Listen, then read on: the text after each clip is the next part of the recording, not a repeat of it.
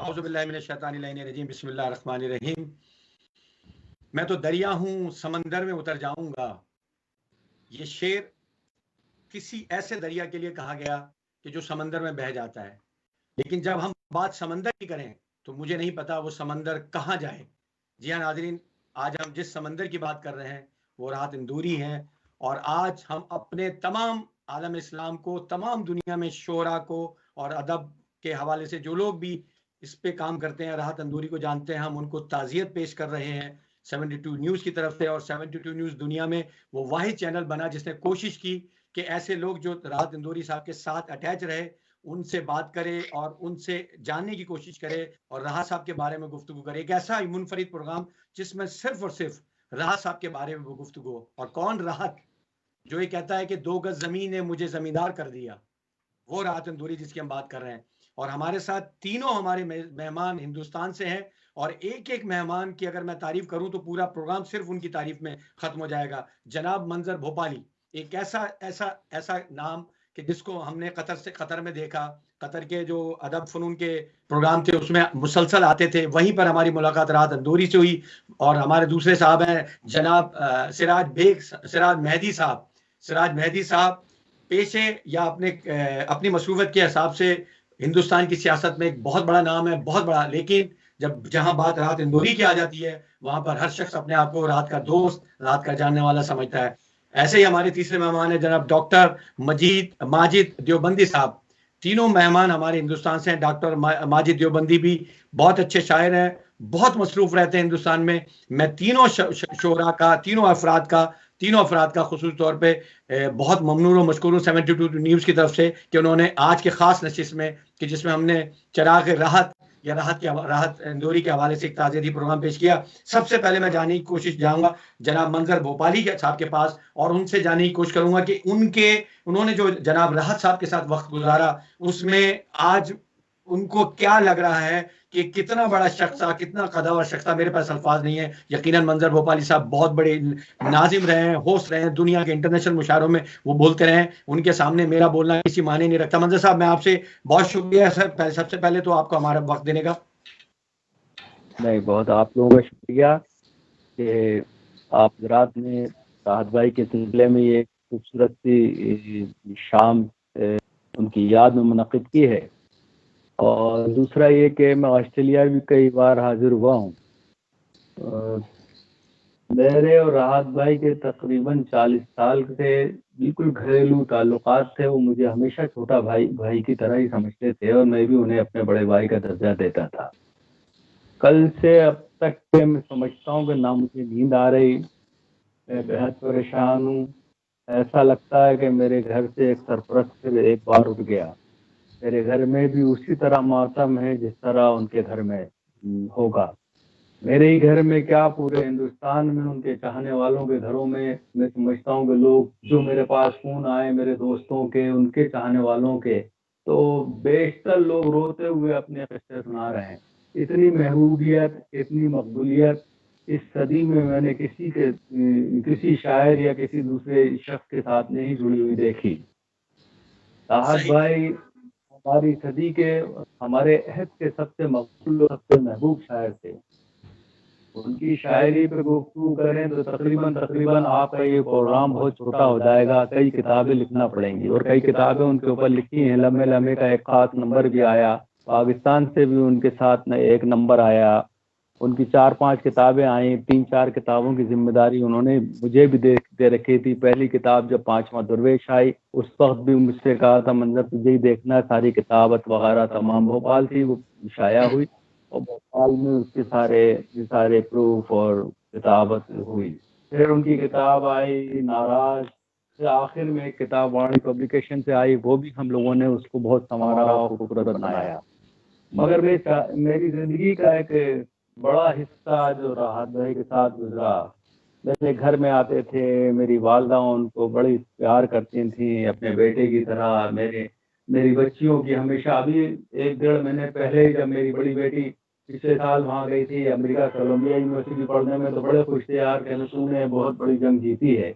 और जब मैंने अभी एक कोरोना के ज़माने में उनको खबर दी कि मेरी छोटी बेटी का भी राहत भाई अमेरिका में एडमिशन हो गया तो वो उनकी आवाज़ भर्रा गई थी, यार तुमने क्या कर दिया, ये तबस्सुम को बहुत मुबारकबाद दे के इतनी जिम्मेदारी से तुम लोगों ने ये काम किया। तो मेरे तो उनके ताल्लुकात ऐसे हैं कि मैं क्या बताऊं आपसे, आज ये मैं अपनी नम आंखों से उनके खराज अकीदत पेश कर रहा हूँ। लफ्ज मेरे पास ऐसा बिखर रहे हैं, इस वक्त लफ्ज ज़बान पे आ नहीं रहे हैं। वो बड़े शायर थे, उनकी शायरी न सिर्फ खास आवाज़ के लिए थी बल्कि एक आम आदमी के लिए थी। मकबूलियत के हिसाब से दुनिया में उन जैसा आदमी मैंने पिछले 40 साल में कहीं और कभी भी नहीं देखा। कि हमारे बीच से अचानक चले गए, एक आवाज़ हमारे बीच में गुम हो गई। सदियों तक हम लोग मुंतज़िर रहेंगे कि फिर एक राहत इंदौरी हमें मिले, शायद अब वो नहीं मिलेंगे। वो आवाज़ हो गई, वो हमसे बिछड़ गए। राहत भाई की खूबी ये थी, वो उर्दू ज़बान के शायर थे, हिंदी ज़बान के शायर थे, मगर वो ईमानदारी की उनकी भाषा जो थी मोहब्बत थी। वो इस्लाम के पैरोकार थे मगर उनका मज़हब जो था इंसानियत थी। वो बहुत ही हमदर्द मुखलिस इंसान थे। मेरी ज़िंदगी का पहला और आखिरी आदमी जिस पर मैं हमेशा फ़ख्र करता था, आज वो मुझसे जुदा हो गया। मौत अब आ गई दरवाजे पे दस्तक देने, ज़िंदगी मौत अब आ गई दरवाजे पे दस्तक देने, क्या ज़िंदगी। अब मुझे शेर अभी जब याद आएगा तो मैं सुनाता हूँ, दूसरा सुना देता हूँ कि अब कभी ना जागूंगा मैं तेरे जगाने से, मौत ओढ़ ली मैंने नींद के बहाने से।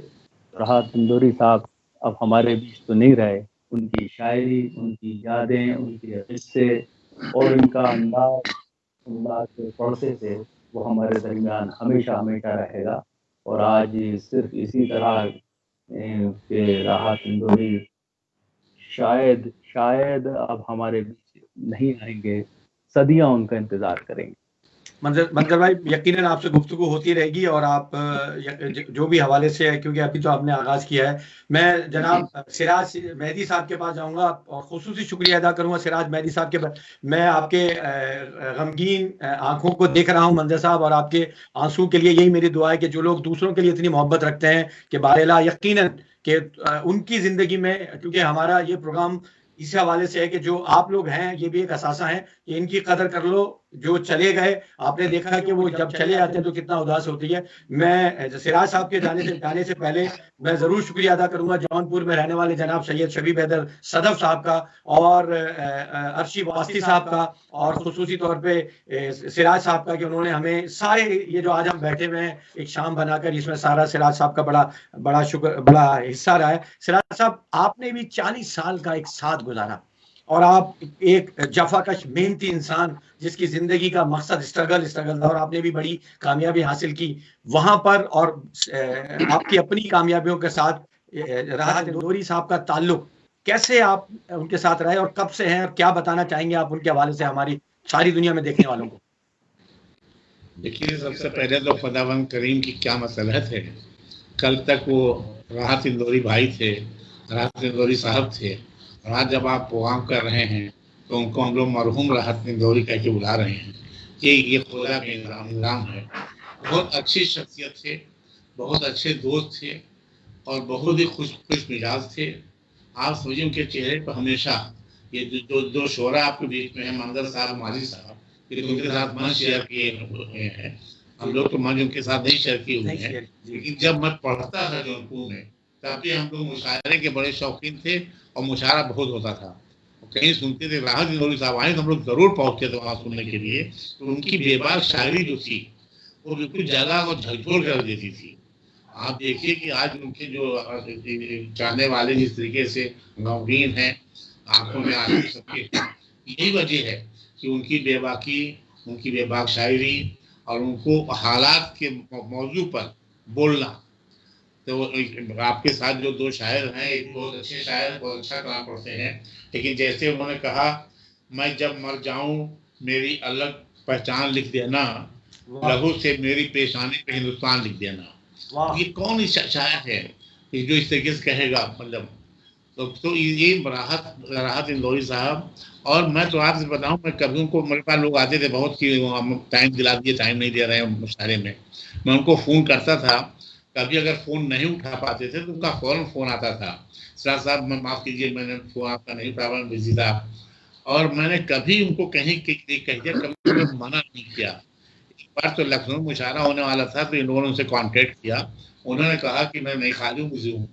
वो लोग सब मेरे पास आए, मैंने फोन किया भाई, तो उन्होंने कहा कि भाई मैं कहीं से ऐसा मैं टाइम दे दूंगा, उनका भी 2 महीना टाइम बचा है, अगर आप उनको मना कर दें तो बुरा नहीं मानेंगे। फौरी तौर पर लोग बुरा मान जाते हैं कि आपने 1 हफ्ते पहले मना कर दिया, लेकिन आपको हुक्म बताऊंगा। मैंने उन लोगों से कहा भाई देखो शोरा लोगों का एक नया सिस्टम हो गया है, वो अकाउंट में पैसा मंगा लेते हैं पहले, सही एक नंबर में दे रहा हूँ, आप भी बात करके उनसे पूछ लीजिएगा कि आपका अकाउंट नंबर दी, मैं आपका पैसा भेज दूं। उन्होंने कहा कि सिफारिश सिराज महदीद कराते हो, पैसा पूछते हो, आऊंगा और दे दोगे तो ठीक है, नहीं तो कोई बात नहीं, क्योंकि सिराज साहब मेरे बड़े भाई हैं। तो एक ऐसी शख्सियत जिन्होंने गरीबी से निकल करके, बहुत ही गरीबी से निकल करके अपने को पूरी दुनिया पहचानवाया। बहुत छोटे से थे, सबसे बड़ी चीज उनके पास थी उनकी जो आर्टिस्ट थी कि वो पेंटर बहुत अच्छे थे, बहुत अच्छी पेंटिंग बनाते थे। और जब हम लोग मिलते थे अक्सर दिखाते थे कि बहुत अच्छा, मैंने शुरुआत तो पेंटर से की और मैं उसका काम करता था, और बड़ी गरीबी से निकल करके आकर के उन्होंने पीएचडी किया, पहले एमए किया, फिर पीएचडी किया, डॉक्टरेट किया। तो उनकी जो एजुकेशन थी, जो उनकी शिक्षा थी, जो उनकी और जो उनका तौर तरीका था, जो उनकी मोहब्बत थी, तो बहुत तगड़े थे। कमेंट ऐसे करते थे कि लोग हिल जाते थे, उसके बावजूद जो उनकी मोहब्बत थी, पहचान थी, और हिंदुस्तानी की थी, चाहे दुनिया में कहीं वो जाए, लेकिन हर जगह वो हिंदुस्तान के बारे में जरूर कोई ना कोई शेयर पढ़ते थे। तो ऐसे मोहब्बत करने वाला इंसान हम लोगों के बीच से चला गया है। हम लोग जाहिर सी बात है अब दोबारा कोई पलट के नहीं आता, लेकिन जब तक राहत भाई की किताबें रहेंगी, राहत भाई की मजबूर रहेंगे, उनके शेर व अदब रहेंगे, तब तक हम लोग उन्हें याद करते रहेंगे। और ऐसे आदमी के लिए जो बेबाक हो, जो खुली बात कहता हो, कई मंचों पर उन्होंने कहा कि अनवर जलालपुरी साहब कंडक्ट कर रहे थे, भाई अनवर भाई सिराज भाई चले जाते हैं, सुनते नहीं हम लोगों को, जल्दी चले जाते हैं उठ करके, तो आप मुझे पहले आज उनको सुनाना चाहता हूँ। इतनी मोहब्बत करने वाला इंसान जो था वो कहाँ हम लोग को मिलेगा। अल्लाह से ही दुआ है कि उनको मग़फ़िरत मिले, उनको जन्नत मिले, कि उन्होंने कभी गलत नहीं सोचा, जब भी सोचा हिंदुस्तान की बात सोचा, हिंदुस्तान की तरक्की की बात सोचा, अपने मुल्क की तरक्की की बात सोचा, जमीन की बात सोचा, और जमीन के आदमी थे, ये सबसे जो बात थी। आज आपने 2 शोरा बुलाए, माजिद भाई उनके साथ मंच किए हैं, मंजर भाई उनके साथ मंच कर चुके हैं, ये दोनों शोरा बहुत अच्छे हैं। माजिद देवबंदी साहब का भी एक शेर बहुत मशहूर है, अभी हो सकता है उसकी सुनाए हम लोगों को। ये लोग बहुत अच्छे लोग हैं जिनको आपने बुलाया, लेकिन आज आपको मैं सबसे बड़ी आपने जो काम किया, आपका बेहतर टीवी जो है न्यूज 2072, इसने सबसे पहला प्रोग्राम मेरा ख्याल पूरी दुनिया में राहत साहब के नाम से किया है। उसके इंतकाल के बाद में मैं आपका शुक्रिया अदा करता हूँ कि आपने एक ऐसे इंसान को याद किया है जिसको आज पूरी दुनिया याद कर रही है। सवाल मैं बिल्कुल आपकी बात का आपका बहुत शुक्रिया, हौसला अफजाई का। यकीनन ये मुमकिन नहीं होता अगर आप तीनों का रिस्पांस नहीं होता। और डॉक्टर माजिद साहब के पास जाने से पहले इनके खानदान की शुक्रिया अदा करूंगा, उनके घर में उनके बच्चियों ने जिस तरह से कोऑपरेट करके हमें यहाँ तक बिठा दिया। माजिद साहब को, माजिद साहब बहुत शुक्रिया। माजिद साहब आपने भी डॉक्टरेट की हुई है, उन्होंने बताया कि उन्होंने भी डॉक्टरेट की थी, और जैसे उन्होंने डॉक्टरेट शुरू की, जिस तरह से उनका बेसिक यानी बैकग्राउंड था, उसके बाद इतना बड़ा सफर इख्तियार करना, फिर इस लेवल पे इंसान बनना, शायर बनना और लिखना, और उसके अलावा आर्टिस्ट भी थे। कैसे देखते हैं आप माजिद साहब उनके राज साहब की जिंदगी को? बहुत शुक्रिया, आपने मुझे याद किया। सिराज भाई ने अभी कहा कि राहत भाई के जिंदगी के मुख्तलिफ पहलू थे, उनमें सिराज भाई ने कहा वो मुसव्विर भी थे। सिराज भाई के इस मुसव्विरी के जुमले को आगे बढ़ाते हुए मैं कहता हूँ कि वो शायरी में भी मुसव्विरी किया करते थे। वाह वाह वाह। मैं आपको उसकी मिसाल दूंगा, लेकिन पहले यहाँ से अपनी बात अर्ज करूँ कि 78 में देवबंद में मैंने एक मुशायरा किया था जी। सन 78 में मैं कन्वीनर था, तो मैंने राहत भाई को बुलाया था। सही। राहत भाई का उरूज हमेशा रहा, ये नहीं कि उरूज बहुत देर में आया। राहत भाई वो ताजदार थे हमारे मुशायरे के कि उनका उरूज पहले दिन से था। सही। उस जमाने में बड़ी मोहब्बत से आए और दुआएं देते हुए चले गए। और एक शेर मुझे नजर किया और एक माजिद इस शेर को पल्ले बांध लेना, इंशाअल्लाह कामयाब हो गए। वो शेर मुलाहिजा फरमाए, बताओ। राहत भाई फरमाते रिवायतों की सफ़े तोड़कर पढ़ो वरना, रिवायतों की सफ़े तोड़कर पढ़ो वरना जो तुमसे आगे हैं वो रास्ता नहीं देंगे। वाह वाह वाह वाह वाह। ये एक तरबियत छोटे बच्चों की कैसे की जाती है। इसी तरबियत का एक और शेर सुनिए जो राहत भाई ने अब कहा अभी चंद साल पहले, एक पत्थर है वो मेरी राह का, मैं ना ठुकराऊं तो ठोकर खाऊं क्या। वाह वाह। आप देखें कि हौसलों की बात करने वाले शायर का नाम है राहत। और आपसे एक बात अर्ज करूं कि पाकिस्तान की बात मैं नहीं कर सकता, हिंदुस्तान की बात कर रहा हूं कि न जाने कितने पद्मश्री अवार्ड राहत इंदौरी के कदमों में पड़े रहते हैं, वाह। लेकिन सियासत सच बोलने वालों के अवार्ड नहीं देती। नहीं देती। राहत इंदौरी जैसा अजीम उल मर्तबत शायर अवार्ड्स का मोहताज नहीं था, करोड़ों लोग जो उनसे मोहब्बत करते थे वो उनका अवार्ड था। सही सही सही सही। राहत भाई की शायरी के मुख्तलिफ पहलू हैं। जी जी। कभी गवर्नर, मिनिस्टर, प्रेसिडेंट की परवाह नहीं की, सच बोला। सच बोला। आंख से आंख मिलाकर गुफ्तगू करने का सलीका हम नौजवानों को भी सिखाए। राहत भाई फरमाते हैं कि ज़बां तो खोल, नजर तो मिला, जवाब तो दे। सिराज वाह भाई, वाह वाह। ज़बां तो खोल, नजर तो मिला, जवाब तो दे। मैं कितनी बार लौटाऊं, मुझे हिसाब तो दे। वाह वाह वाह। ये आंख से आंख मिलाकर गुफ्तगू। अब मुसव्विरी का जिक्र जो मैंने किया था वो मुलाहिजा फरमाए उनकी शायरी में, इसी गजल का अगला शेर, ज़बां तो खोल, नजर तो मिला, जवाब तो दे। मैं कितनी बार लुटाऊं, मुझे हिसाब तो दे। आप मुसव्विरी देखिए अल्फाज की, तेरे बदन की लिखावट में है उतार चढ़ाव। ये मुसव्विरी, वाह। तेरे बदन की लिखावट में है उतार चढ़ाव, तुझे मैं कैसे पढ़ूंगा, कोई किताब तो दे। वाह वाह वाह वाह वाह। तो ये शायरी में भी मुसव्विरी करते थे। एक बात मैं आपसे और अर्ज करूं, ये बात मैंने मरहूम शमीम जयपुरी में भी देखी थी। सही। राहत भाई के साथ जितने जूनियर्स हम लोग सफर करते थे, राहत भाई ने कभी हमें रास्ते में पैसे खर्च करने नहीं दिए। वाह। एक बार मैं कुछ जबरदस्ती देने लगा तो उन्होंने कहा, अरे यार बाजिद, बड़ा भाई मर गया क्या जो छोटा भाई खर्च करेगा। ये किरदार है, ये किरदार। किरदार की बात। राहत इंदौरी को दुनिया में न शोहरत की कमी थी न पैसे की कमी थी, लेकिन जब भी सफर करते हैं हम 15 घंटे 20 घंटे का, लगता नहीं था कि हम हिंदुस्तान के उस मायनाज शायर के साथ सफर कर रहे हैं कि जिसका एक एक जुमला तारीख बनेगा। हमेशा छोटे भाइयों की तरह ट्रीट करते थे।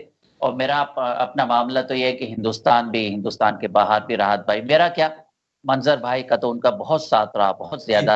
लेकिन छोटों की तरबियत और जिस तरह नए रास्ते उन्होंने हमवार किए, इसके लिए मैं उनको खिराज अकीदत पेश करता हूँ। अब आप देखिए, लोग ये कहते हैं कि राहत इंदौरी जो है वो मिली शायरी नहीं करते। ऐसा नहीं, ऐसा नहीं है। मिली शायरी फरमाते हैं। मौलाना फरमाए, कहते हैं कि आपके जो फैसला होगा वो यहीं पर होगा। बड़ा मशहूर शेर अपने जमाने। आपके जो फैसला आपके होगा जो वो यहीं फैसला पर होगा वो यहीं पर होगा, हमसे अब दूसरी हिजरत नहीं होने नहीं वाली। की जाती। वाह वाह वाह वाह। आप जैदी साहब अंदाजा लगाइएगा उनका ये शेर, और उसके बाद जो उनका एक मार्कत वाला शेर पूरी दुनिया में मशहूर हुआ, जिससे फिरका परस्तों को बहुत तकलीफ है। वो शेर ये था कि सभी का खून है शामिल यहाँ की मिट्टी में, किसी के बाप का हिंदुस्तान थोड़ी है। जी हाँ। ये उन्होंने किसी को गाली नहीं दी, ये वतन से इश्क का इजहार किया। और वतन से इश्क का इजहार इस तरह भी फरमाया, मौलाना फरमाए कि 2 गज सही मगर ये मेरी मिल्कियत तो है, मिल्कियत तो है, ए मौत तूने मुझको जमींदार कर दिया। वाह। ये दोनों शेर मैंने एक साथ इसलिए पढ़े कि वो मरने के बाद भी इसी मिट्टी में है, इसी मिट्टी में जिंदा रहेंगे। और वतन से मोहब्बत इससे ज्यादा क्या हो सकती है मेरे दोस्तों। मैं जब मर जाऊं तो मेरी अलग पहचान लिख देना, लहू से मेरी पेशानी पे हिंदुस्तान लिख देना। अब वतन से इश्क और मोहब्बत को ये फिरका परस्त लोग क्या जाने। राहत इंदौरी सिर्फ शायर नहीं बल्कि एक अहद थे। आज उस अहद का खात्मा हो गया, लेकिन वो अहद हमें ये बता गया कि इनके सारी अखलाक, किरदार, मोहब्बत, मिलनसारी, छोटों से शफकत, बड़ों की इज्जत, इन सब सारी चीजों को एक जगह अगर मिलाते हैं तो शख्सियत बनती है। राहत भाई नई शख्सियत थे, फर्द नई इंफरादियत थे। उनके जाने से हम लोग कल से गम में हैं। मैं मुख्तलिफ चैनल में कल शाम से हूँ, कई बार तो आंखें भी भर आई, और यकीनन आंखें भरनी चाहिए, इसलिए कि वो अपने लिए नहीं जिए, वो अदब के लिए जिए, हम नए लोगों के लिए जिए। राहत भाई को सबसे बड़ा खिराज अकीदत ये होगा कि उनका दिखाया हुआ शेरी सफर हम आगे बढ़ाए, उन पर किताबें लिखी जाएं, उन पर रिसर्च हो, और जो उन्होंने तजुर्बात अपनी शायरी में जदीद और कदीम शायरी के हवाले से छोड़े, उससे हम नौजवान लोग इस्तेफादे करें। बहुत बहुत बहुत बेहतरीन तरीके से आपने राहत साहब के सफ़र और उनकी जो शायरी का हवाला दिया। अब आपने कहा कि वो दुनिया दुनिया सफ़र किया उन्होंने, और वो एक अहद का एक अजीम उस्ताद था। वो वहाँ अगर मुशायरा पढ़ रहे हैं तब भी वो जो पढ़ना है वो पढ़ेंगे। सही। अगर वाजपेयी साहब बैठे हैं तो भी वो अपना शेर पढ़ेंगे। हाँ। उन्होंने अपनी शायरी से कंप्रोमाइज नहीं किया। सही। क्या उनकी आवाज को अल्लाह का करम रहा कि मैं समझता हूँ कि 55 साल या 50 साल का अरसा हो गया उनको, 40 साल का उन्हें 50 साल, 50 साल में हुकूमतों ने कभी भी कोशिश भी करी उनकी आवाज दबाने की, दबा नहीं सकी। वजह ये थी कि वो सच्चाई के साथ थे। जो सच के साथ रहता है वो हमेशा जिंदा रहता है। हमारी तारीख भी इस बात की गवाह है। अब रहा उनके साथ सफर करना, मैंने तो बहुत लंबे लंबे सफर और बहुत दिन दिन तक उनके साथ रहा, अमेरिका में, कनाडा में, आपके इंग्लैंड में और गल्फ में, पाकिस्तान में खास तौर से हम लोग बहुत रहे। कई शेर उनके ऐसे हैं कि जो आज की जो है उसने, मैं समझता हूँ उसने अपनी जिंदगी का एक हिस्सा बना लिया है। उनके ट्विटर पे देखिए, उनके फेसबुक पे देखिए, नौजवान बच्चों के तो पता चला कि सिर्फ राहत इंदौरी नजर आते हैं। मकबूलियत है, ये महबूबियत है, और इसमें सबसे बड़ी बात है कि उनकी इंसानियत, वो इंसानों से प्यार करते थे। एक बार का किस्सा है कि मैं और राहत भाई किसी शहर में जा रहे थे, तो हम साइकिल रिक्शा पे थे। हालात हम लोगों के बहुत अच्छे नहीं थे, जैसे राज भाई ने कहा। इसीलिए आज मैं बहुत दुखी हूँ कि हमने बहुत नीचे से आसमान की तरफ उड़ना चाहा, और जहां तक उड़ सके वहां तक हम उड़े। उसके बाद यकीनन हमारी वापसी हुई और हमारे बीच से राहत साहब चले गए। तो रिक्शा वाले और हम दोनों साथ थे। हम लोग मुशायरों की किसी की वापसी थी, गुलमर्ग होटल लखनऊ की बात। जी। तो रिक्शा वाला जमाना था, नवंबर दिसंबर की कड़कड़ाती हुई सर्दी थी, और राहत भाई ने जब गुलमर्ग होटल का दरवाजा आया तो उतरने के बाद पूछा, भाई तुम्हारे कितने बच्चे हैं? तो अच्छा। उसने कहा, मैं तो यहाँ रिक्शा चलाता हूँ, मेरे बच्चे तो पटना के किसी गांव में हैं, वहां रहते हैं, और 3 लड़कियां हैं और एक आध या 2 लड़के हैं, छोटे बच्चे हैं मेरे। तो उन्होंने कहा, भाई तुम वहाँ पटना में, बिहार में अपने घर में रह के क्यों नहीं चलाती? चलाइए, रिक्शा भी मैं किराए से चलाता हूँ। सही।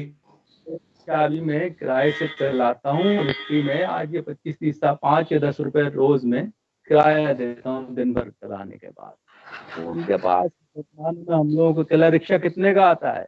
उसने कहा, बाबू जी 500-600 रुपए में उस जमाने में मिल जाता था। तो अच्छा। 500 आ जाएगा तो चल, अब मुझसे वादा करके तू कल से रिक्शा अपना चलाएगा। अपना मैं चलाऊंगा। हाँ, और उन्होंने वापस उस रिक्शे वाले को दे दिया, और एक शाल ओढ़े हुए थे कि ये तुम अब सर्दी से बचना, अब ये कोर्ट में ले जा रहा हूँ, वरना मैं कोर्ट भी तुझे दे देता अगर सर्दी नहीं होती तो, और खूब बच्चों को पढ़ाना। तो ये कलंदर आदमी थे, इतना बड़ा मैंने तो देखा इस तरह का इंसान अपनी जिंदगी में, कि उनमें इंसानियत कूट कूट के भरी थी।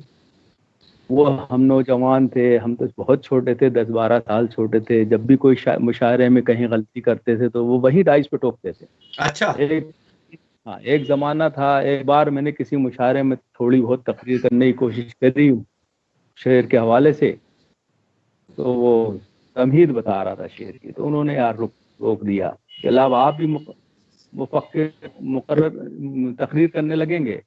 नहीं, हमने ना मैं मुफक्किर हूँ ना मैं तकरीर कर रहा, नेता बनने की कोशिश कर रहा, तेरी शायरी तो वैसे ही सुनते हैं लोग, तो बिल्कुल तकरीर मत करना आज के बाद। और अगर आप अभी तो मैं तुम्हें डाइस पे अलग बैठा के समझा रहा हूँ, अब अगर कोशिश करी तुमने तो मैं माइक पे तुमको हटा दूंगा। तो ये वो शख्स था कि अपनी का लिहाज की यह गलती हो रही है, तुम्हारा तुम्हें इस तरह नहीं सुनेंगे लोग, तुम्हारा जो लहजा है तुम वहीं रहो, इधर आने की कोशिश मत करो। शायरी में कैसे कैसे शेर का है, अभी माजिद ने सुना है कि हमारे सर की टोपियों पे तंज ना कर, हमारे ताज अदाए घरों में रखें, जंग में कत्ल सिपाही अफराज से क्या, जंग में कागजी अफराज से क्या होता है, हिम्मतें लड़ती हैं सादात से क्या होता है। बहुत से शेर, उनका एक बहुत शेर के कब्र के नीचे थी, मेरी कब्र के पत्थर के नीचे थी मेरी अय्याशियां और मेरे अमाल का साया मेरे बच्चों का।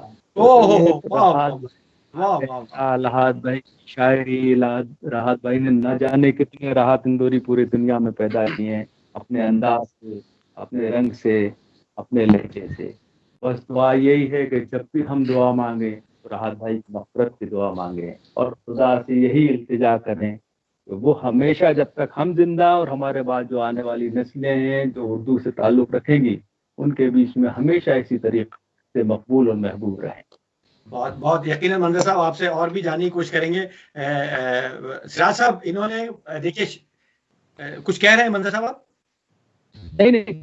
अच्छा, मैं कह रहा था सिराज साहब के, देखिए इन्होंने राहत साहब की एक वाक़े से इन्होंने एक बात बताई कि राहत साहब को पता था। एक बात ही बोल देता हूँ भाई, यहाँ सिराज साहब मौजूद हैं, सिराज मेहदी साहब, इनसे भी हमारे तकरीबन ये को याद होगा कि जब मेरी शादी हुई थी उस वक्त कुमार बारावंकी, कृष्णबिहारी नूर, राहत भाई, अंजुम रहबर, सागर खयामी, सागर आजमी, मेराज फैजाबादी, ये बड़े लोग वहाँ, मंसूर उस्मानी साहब, और सिराज भाई ने गुलमर्ग होटल में मेरे सारी बारात का रिसेप्शन दिया था और खूब अच्छा उन्होंने हम लोगों के लिए इंतजाम किया था। उसमें जब हमारी लखनऊ से बारात, तो सिराज भाई आज से नहीं, इन्होंने बहुत उर्दू की खिदमत करी है और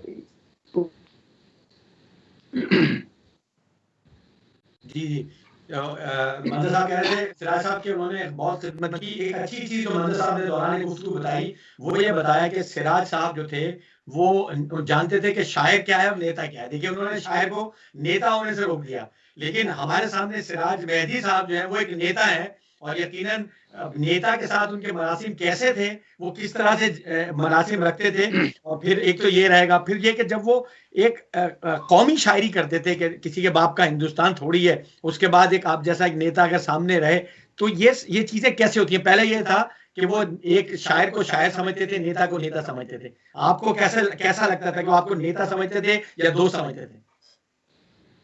नहीं, हमको भाई समझते थे। अच्छा। ना नेता समझते थे, ना हमको कहते शायद मेरे बड़े भाई हैं और बड़ा भाई मुझे मानते थे, तो मैं उसी हिसाब से उनकी मोहब्बत मेरी थी। एक मैं वाकया सुनाऊं, मंजर भाई भी उसमें थे शरीक, जब राजीव गांधी जी ने वोटर एज जो थी 18 साल किया, तो हमसे कहा गया कि मुशायरा कराओ नौजवानों का। बेगम नगर पार्क में मैंने मुशायरा कराया। राहत भाई भी थे और सारी दुनिया के सारे शायर थे, जेकब साहिब साहब जिंदा तो भी थे, कोई बचा नहीं था। तो हमने इन लोगों का इंतजाम बहुत अच्छे गेस्ट हाउस में VIP में कराया। सही। तो राहत भाई ने कहा कि सिराज मेहदी हम तो गुलमर्ग में ही रुकेंगे, क्योंकि हमको जो मजा अमीनाबाद में आती है वो VIP में नहीं आएगी। और फिर हमने सबका इंतजाम गुलमर्ग होटल में कराया, क्योंकि बहुत शानदार इंतजाम हुआ था। लेकिन उनका नहीं, हम तो अमीनाबाद में टहलेंगे, वहीं पर कुलचा खाएंगे, वहीं पर चाय पियेंगे। ये उनकी सोच थी उर्दू अदब के लिए, क्योंकि उनका वहीं हमें किताबें मुयस्सर होंगी, वहीं हम किताबें पढ़ेंगे। तो उनकी सोच थी और बड़ा शानदार मुशायरा हुआ। मेरा ख्याल है उतना बड़ा मुशायरा लखनऊ में अब करना बड़ा मुश्किल होगा, तो उसमें कोई ऐसा नाकिर शायर नहीं था जो नहीं था। तो राहत भाई की जो सोच थी वो बड़ी अच्छी सोच थी। वो ज़्यादातर ऐसे लोग, जैसे मतलब किस्सा सुना रिक्शे वाले का, ये वो उनकी सोच थी कि हम ऐसे रहना है जहाँ हम गरीब लोगों से मुलाकात भी हो जाए, छोटे लोगों से मुलाकात भी हो जाए। हम VIP के साथ जाएंगे तो हमारी मुलाकात नहीं हो पाएगी उन लोगों से जिनसे मुलाकात वो करना चाहते थे। ऐसे लोगों से एक मोहब्बत थी उनकी हिंदुस्तान के लिए, हिंदुस्तान की मोहब्बत एक चले गए। क्योंकि उनका एक शेर है, कश्ती तेरा नसीब चमत्कार कर दिया, बार के थपेड़े कर दिया। तो ये सोच रखने वाला आदमी इंसान था। वो हर पहलू पे सोचते थे, कोई ऐसा पहलू नहीं था जिस पर उनकी शायरी नहीं है। और अभी माजिद भाई ने जो बताया कि उनकी किताबें जो हैं, जो उनकी लिटरेचर हैं, उस पर काम जारी होना चाहिए। माजिद भाई बहुत बहुत अच्छा काम आपने कहा है और आप लोग इस पर अमल करें। हम लोग जो भी इसमें काम हम लोग का होगा, हम लोग मदद कर सकें करेंगे, क्योंकि उनकी जो जिंदा दिली थी उस जिंदा दिली को बरकरार करके उसका फायदा आगे आने वाली नस्लों को हमें देना है। आगे आने नस्लें हैं, क्योंकि अब हम उर्दू से दूर हुए जा रहे हैं, लेकिन हम उर्दू को पकड़ के रखेंगे। और इनकी किताबों के बदौलत, तमाम शोरा के बदौलत, अभी मंजर भाई ने बताया कि इनकी शादी में तमाम शोरा हजरात थे, तो ये सारे शोरा हजरात जो थे वो, और ये तो ऐसे जबरदस्त मतलब हिंदुस्तानी थे कि इसका कोई जवाब नहीं है। एक उनका वाकया मैं नहीं सुनाऊंगा, इस वक्त हालात सुनाने वाला है, लेकिन वो उन्होंने हिंदुस्तान पे जो बात कही, वो बात यही कही कि हिंदुस्तान से बढ़कर अच्छा मुल्क कोई नहीं है और हम दुनिया में जाते हैं, लेकिन जो मोहब्बत, जो पैगाम और जो चीज़ें हमको हिंदुस्तान आने मिलती हैं वो कहीं नहीं मिलती। उनके हर शेर में अगर कटाक्ष भी होता था, लेकिन हिंदुस्तान की तारीफ जरूर होती थी। तो ऐसी शख्सियत को याद करना, और आपने जो आज याद कराया, हम लोग को बुलाया अपनी 72 न्यूज़ पर, 72 न्यूज़ पर, ये बहुत अच्छा काम हुआ है और उन पर इसी तरीके से काम करने की ज़रूरत होगी। और मेरा ख्याल, जैसा मैंने पहले भी कहा कि उनकी इंतकाल के बाद पहला प्रोग्राम आपने करा करके एक ऐसी चीज़ पेश किया है, आपने उनकी मोहब्बत का इजहार किया है और उनकी मोहब्बत के बारे में, और उनके घर के लोगों को 1900 बहुत एज भी नहीं थी, 1950 से पैदा हुए थे, ज़्यादा एज नहीं थी उनकी, और 19 साल की उम्र से उन्होंने शायरी शुरू कर दी थी। ये बड़ी कमाल की बात है कि 19 साल का लड़का मुशायरे में जाए और शायरी करे, और उस वक्त भी वो उतने मकबूल हुआ करते थे कि तब आखिरी दम तक थे। तो हम लोग उनको याद करें, और आपने एक बहुत अच्छा प्रोग्राम करा उसमें, और जितने शोरा हजरात हैं वो सब, ये जो भी दानश्वर हैं, जो पढ़े लिखे लोग हैं, लखनऊ कभी भी आते थे, यकीन मानिए मुझे फ़ोन ज़रूर आता था कि सिराज भाई आ गया हूँ, अब क्या खाया जाएगा, क्या पिया जाएगा। ये बहुत बड़ी बात थी कि वो दुनिया के मकबूल शायरों में से थे, बड़े शायरों में से थे। मैं एक छोटा सा सामाजिक कार्यकर्ता हूँ, और मुझे अगर याद करते थे कि मेरे लिए बहुत बड़ा बड़प्पन था और बहुत अच्छी बात थी। और उनको मैं कैसे याद करूँ, कल से जब से हुआ है मेरे घर में बहुत मातम टाइप से है, लोग अफसोस कर रहे हैं कि सब जानते थे हमारे उनके रिश्ते को कि कैसे रिश्ते हैं। तो जाहिर सी बात उनको याद किया जाएगा, और उन्होंने जो छाप छोड़ी है उसको आगे बढ़ाने की कोशिश की जाए, मेरा ख्याल है ये सही। सही कह रहे सिराज साहब। डॉक्टर माही साहब, देखिए डॉक्टरेट कर रहे हैं और आपने वो, उनको तवक्का भी है सिराज साहब को आप जैसे लोगों से और हम जैसे लोगों से जो तवक्का थी कि यही थी कि याद तो करें कम से कम, और जिंदगी में हमें बहरहाल कोशिश तो करनी चाहिए कि जिंदगी में इंसान की कदर करे। लेकिन ये मुआशरा इतना, आप शायर हैं, आपके सामने मैं क्या कहूँ। आपने उनमें एक कौमी शख्स भी देखा, आपने इनकलाबी शख्स भी देखा, गजल कहने वाला शख्स भी देखा। तो कौन सा फिक्र माजिद साहब, जब आपने उनके साथ वक्त गुजारा, तो कौन सी फिक्र थी जो उन पे हमेशा गालिब रहती थी, या मुश्किल है ये बात करना कि कौन सी फिक्र गालिब रहती थी? देखिए जैदी भाई, सबसे बड़ी बात तो ये है कि हक नवाई का सलीका वाह जो राहत भाई में था, वो आज के इस सदी में लोगों को नहीं मिलता। सुभान अल्लाह। मिसाल के तौर पर मैं 95 में दिल्ली उर्दू एकेडमी का वाइस चेयरमैन हुआ, तो मैंने पहले मुशायरे में राहत भाई को बुलाया। सही। उससे पहले बदकिस्मती देखिए, राहत भाई एक बार लाल किले के मुशायरे में आए थे, उन्होंने सच बोल दिया था, तो 10 साल तक राहत भाई लाल किले के मुशायरे में नहीं आए।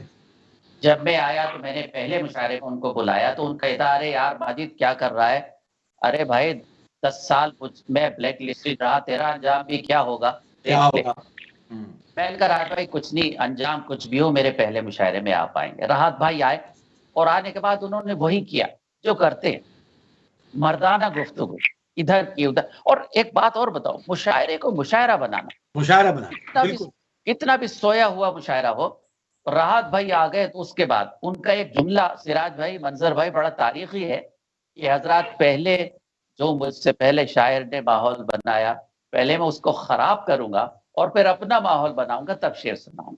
वाह। जिंदा दिली का यह हाल कि अल्लाह अकबर।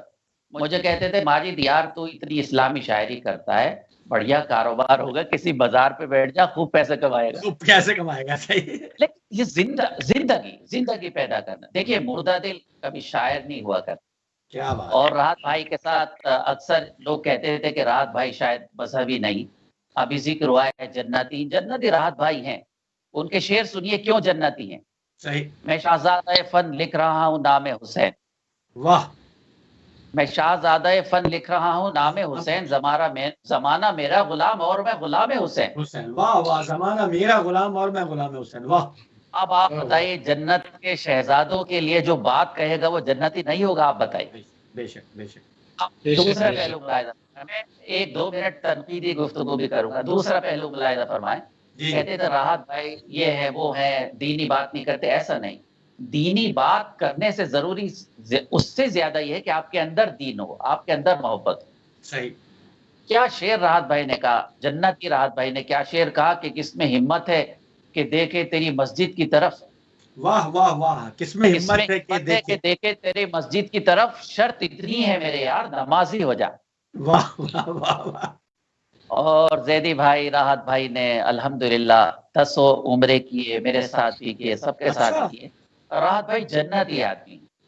अब मुझे एक बात कहने की इजाजत दीजिए कि जदीद और कदीम लबो लहजे के इम्तिजाज का नाम था राहत इंदौरी। क्या बात है, क्या बात है, वाह वाह वाह, क्या और इस खूबसूरत। इम्तिजाज के हवाले से मैं उनके 2 शेर सुनाता हूँ। जी जी जी, बताओ बताओ। फरमाते हैं, मुझमें कितने राज हैं समझाऊं क्या, वाह।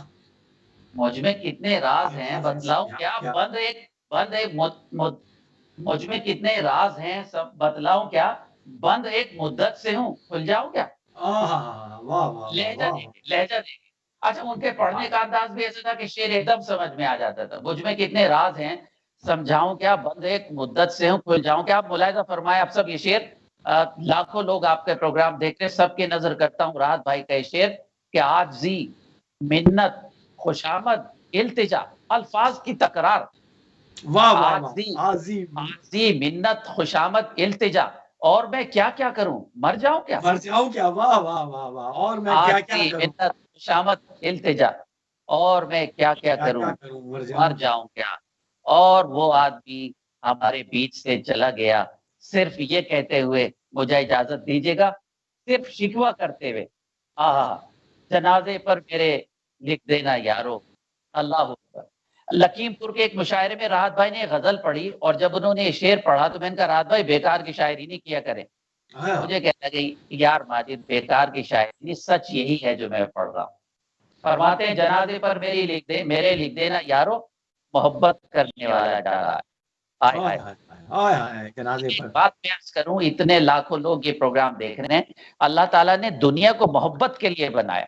क्या बात है। मोहब्बत महराज, अल्लाह की मोहब्बत अपने महबूब के लिए, महबूब की मोहब्बत सहाबा के लिए, सहाबा की मोहब्बत अहले बैत के लिए, उन सब की मोहब्बत हमारे लिए, और ये कायनात मोहब्बत के लिए बनाई। राहत भाई मोहब्बत के अलम बरदार थे।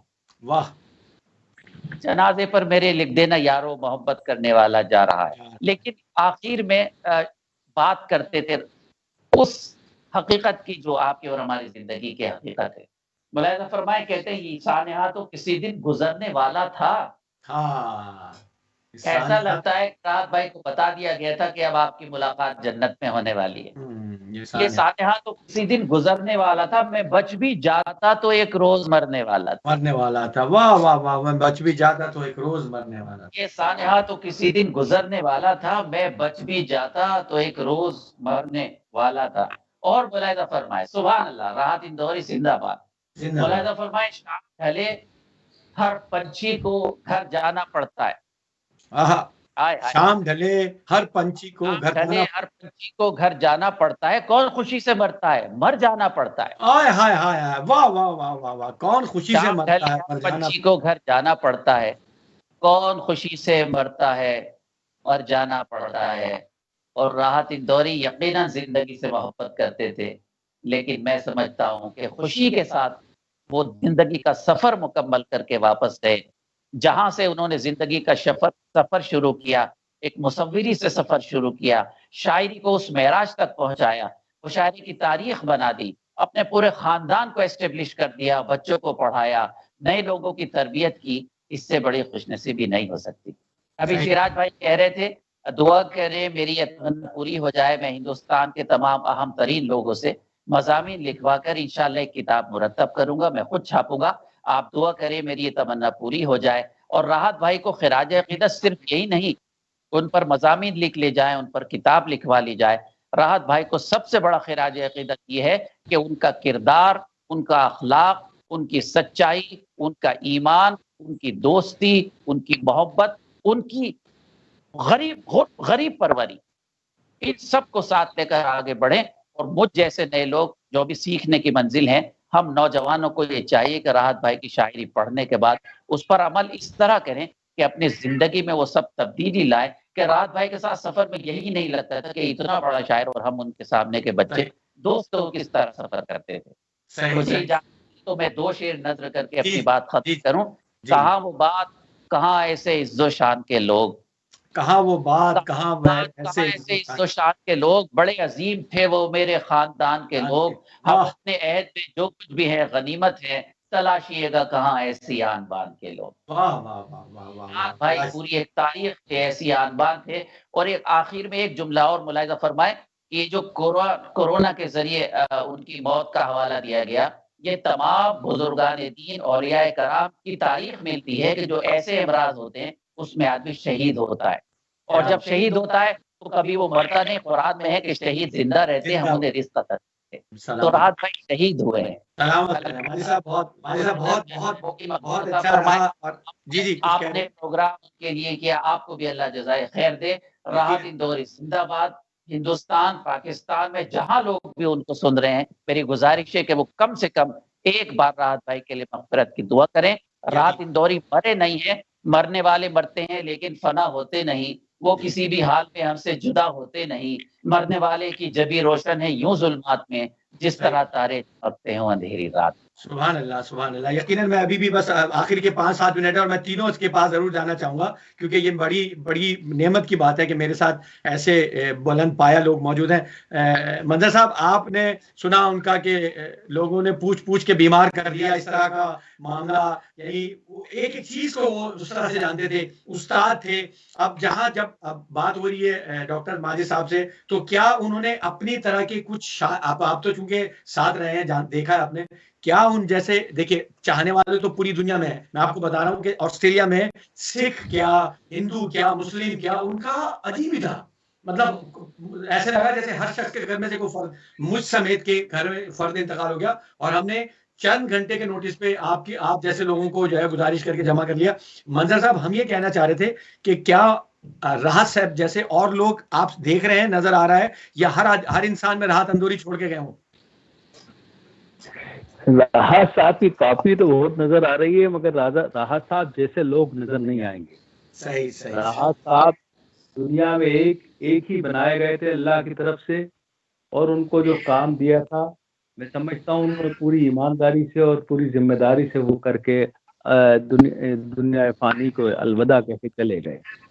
उनकी इतनी गुफ्तगू हुई, माजिद साहब ने करी, हमारे सिराज भाई ने करी। पर यही कहूँगा कि राहत भाई,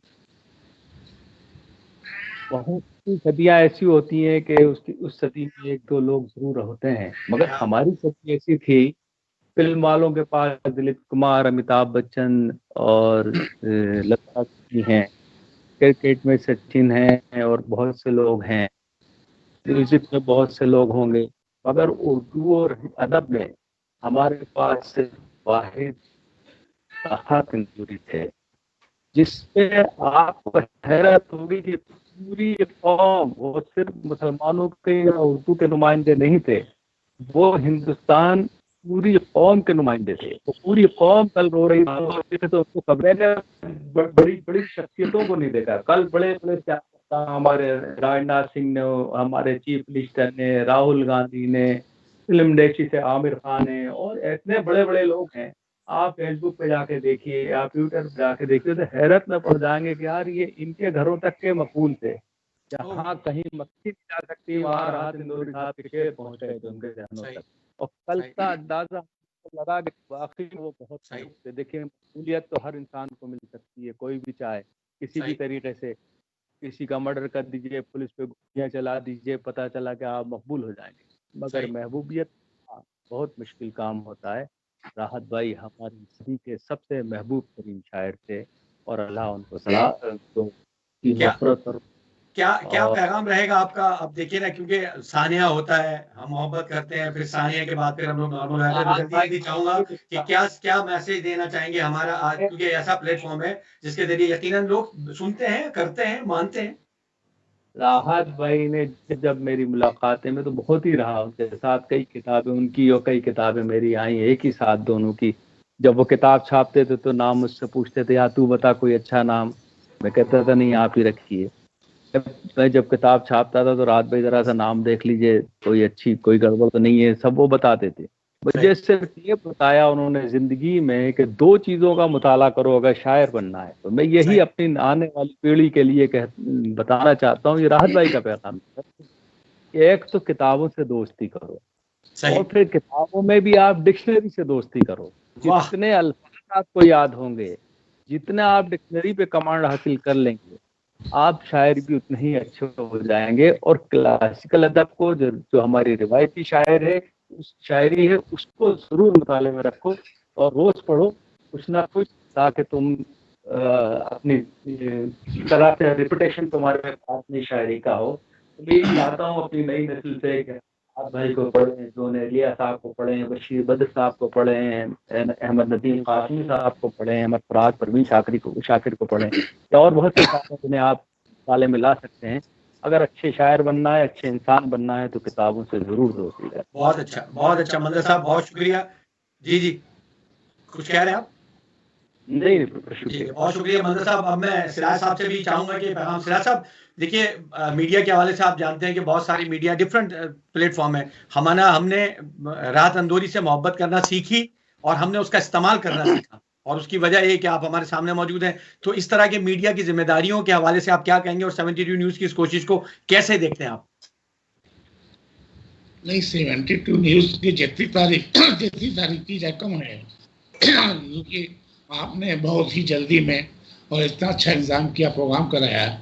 यकीनन आप लोग इसके लिए, जो अब इसमें मालूमात तो नहीं ली जा सकती, लेकिन आपका शुक्रिया अदा किया जा सकता है कि आपने राहत भाई की याद में एक अजीम अच्छी सी महफिल सजाई, ताकि हर आदमी ने उनको अपनी बात कही और आपने अपने उनके बात को कहा। जो उनकी तारीफ थी वो तारीफ ही है, लेकिन सिलसिला रुकना नहीं चाहिए। ये सिलसिला मेरी राय रहना चाहिए और इस पर प्रोग्राम होते रहने चाहिए। अभी तो चूंकि 19 कोविड चल रहा है, कोरोना चल रहा है, लेकिन जैसे ही अल्लाह मियां मदद करेंगे, कोरोना जाएगा, हम उनकी याद में लखनऊ में जलसा करेंगे, उनके याद में और तमाम प्रोग्राम किए जाएंगे। उनको उनकी जो लिखी हुई किताबें हैं, जो शायरी है, उसको हम लोग खत्म नहीं होने देंगे, उसे आगे बढ़ाने की कोशिश करेंगे। और मेरा ख्याल है जो नौजवान साहब भी थे आपके साथ में, उन्होंने यही कहा है। हमें लगता है कि उनको हम लोग याद करेंगे और उनकी जो बताए रास्ते हैं, जो उन्होंने लिखा है, उस पर अमल करने की कोशिश करेंगे, ताकि हिंदुस्तान एक मकबूल मुल्क है और मकबूल मुल्क रहे। और यहाँ उर्दू और हिंदी उर्दू जो छोटी भाई बहन कहलाती हैं, ये दोनों भाई बहन करके रहें तो बेहतर होगा। बहुत बहुत शुक्रिया आपका माजिद साहब, आपसे भी हम चाहेंगे, अब आप तो चूंकि लिटरेचर के हैं, डॉक्टरेट किया हुआ है और बड़ी जिम्मेदारी है, और जैसे राहत साहब, हमने अभी मंदर साहब से कहा कि बहुत सारे राहत तो नजर आते हैं, लेकिन असल में राहत साहब को जो लेके चलना है या उनकी चीजों को संभालना है, उनकी प्रिजर्वेशन है, जो उनके सारे काम की है, क्योंकि हम वो इसी दुनिया के लोग हैं कि महीना साल गुजरे उसके बाद फिर, तो उसको कैसे क्या पैगाम देंगे और किस तरह से उसको प्रिजर्व किया जाए उनके काम को? बिल्कुल, जैसे अभी जिक्र किया गया जैदी भाई, मेरी कुल 9 किताबें हैं, 2 हिंदी में, 7 उर्दू में, 2 नात की, 2 नस्र की। शायरी की मेरी 5 किताबें हैं। 5 के 5 किताबों पर राहत भाई ने मज़ामीन लिखे। सही। मुझे डर लगता था कि राहत भाई इतने नाराज रहते हैं हमसे। एक बार मुशायरे में राहत भाई ने कहा, माजिद तूने मुशायरे का सत्यानाश कर दिया, मुशायरे को दीनी जलसा बना दिया, अबे क्यों गजल को बर्बाद कर रहा है। लेकिन जब मैं पढ़ता तो दाद देते थे। तो मेरी 5 किताबों पर शायरी के उन्होंने मज़ामीन लिखे। मैं डरता था पता नहीं क्या लिखेंगे, ऐसे प्यारे मज़ामीन लिखे, इतनी मोहब्बत से लिखे। मैंने पूछा, राहत भाई वहाँ आप कुछ यहाँ कुछ? कहने लगे, वो जुमला सुनिए, वो तुम्हारी तरबियत का हिस्सा था, ये मेरी मोहब्बत का हक। वाह वाह वाह वाह वाह, क्या लोग थे वाकई। राहत भाई पर बहुत काम होगा इंशाल्लाह ताला। किताब नहीं, एक नहीं, बहुत सी किताबें आएंगी। लेकिन मेरे ख्याल में सबसे बड़ा काम यह है कि राहत भाई ने जो मैसेज छोड़ा है, उस मैसेज को आज नए लोगों को देखना है। मिसाल के तौर पर आज हमारे मुशायरे, कवि सम्मेलन गिरोहबंदी के शिकार हैं। राहत भाई किसी गिरोह में नहीं रहे, और राहत भाई ने